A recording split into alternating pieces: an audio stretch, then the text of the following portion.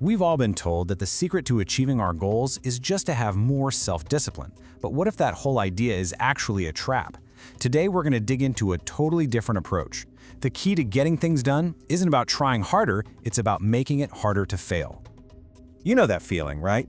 You've got a big deadline, you're supposed to go to the gym, you want to cook a healthy meal, but somehow you end up on the couch just scrolling, wondering why it is so ridiculously hard to do the thing you know you're supposed to be doing. It feels like you're fighting yourself, and honestly, it is just exhausting. And what does everybody tell you? Just buckle down. You just need more willpower. The message is that if you can't do it, it's some kind of personal moral failing. You just weren't strong enough. But here's the big question that changes everything. What if that advice isn't just a little unhelpful, but it's actually making things worse? What if thinking about this as a battle of willpower is the exact reason we keep losing? Okay, so let's break this down. Let's get into what we're going to call the discipline dilemma. Why does that just try harder approach almost always end in frustration and burnout instead of, actual results? Well, it's because it throws us into this absolutely vicious cycle. It starts out great. You set a big, ambitious goal, you're super motivated, you figure I'll just power through with sheer willpower. But what happens? That willpower starts to fade as the day or week goes on. And then comes the guilt, the frustration. You feel like a failure. So you give up until the next burst of motivation hits, and the whole cycle starts all over again. Sound familiar? And that cycle, well, that's what leads us right into the willpower trap. This is really where the whole way we think about discipline just completely falls apart. Okay, so check this out. I want you to stop thinking of willpower as some kind of character trait. It's not. It's a resource. The best way to think about it is like the battery on your smartphone. Every single decision you make all day, from what to wear to how to answer an email, it uses up a little bit of that battery. It's a limited supply. So think about it. After a long day of dealing with traffic, work stress, and making hundreds of little choices, how much battery do you really have left by, say, 8 o'clock at night? Yeah, for most of us, it's basically zero. And trying to force yourself to hit the gym or write your novel on an empty battery, it's like expecting your phone to stream a 2-hour movie when it's at 1%. It is just not going to happen. So this is the huge mental shift we need to make.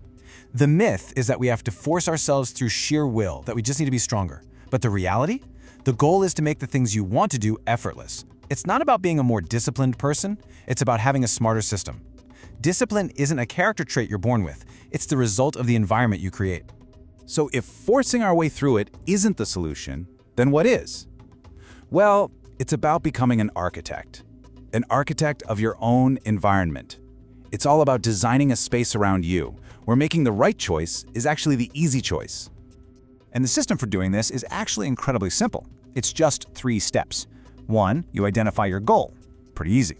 2, you remove the obstacles, or what we call friction, for your good habits. And 3, you do the exact opposite for your bad habits. You add friction to make them harder to do. Here's a perfect classic example of reducing friction. You want to go to the gym after work? Don't leave it to willpower. Pack your gym bag the night before and put it right by the front door. When you get home, you don't have to think, you don't have to decide, you don't have to look for your running shoes. You just grab the bag and go. You've made the good choice, the path of least resistance. And it works just as well in reverse. Want to eat less junk food? Don't rely on your tired brain to resist the snacks on the counter. Add some friction. Put the cookies on the highest shelf in the pantry, maybe behind a bunch of other stuff.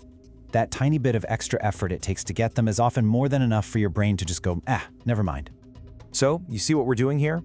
The whole point is to work with our human nature, not constantly fight against it.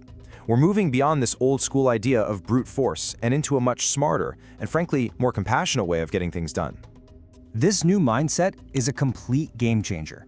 It means you can stop blaming yourself. You are not lazy. Your environment is just set up to work against you. Real, lasting success comes from smart design, not just raw determination.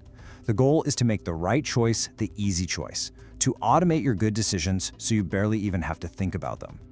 Now let this one really sink in, because this is probably the most important takeaway of all. The real goal is not to become some kind of willpower superhero who can resist anything. The real goal is to design a life where you hardly ever need to use discipline. The best choice just becomes the automatic one. So I'll leave you with this question. What's one small thing you can change in your environment right now, today, to make a good habit easier or a bad habit harder?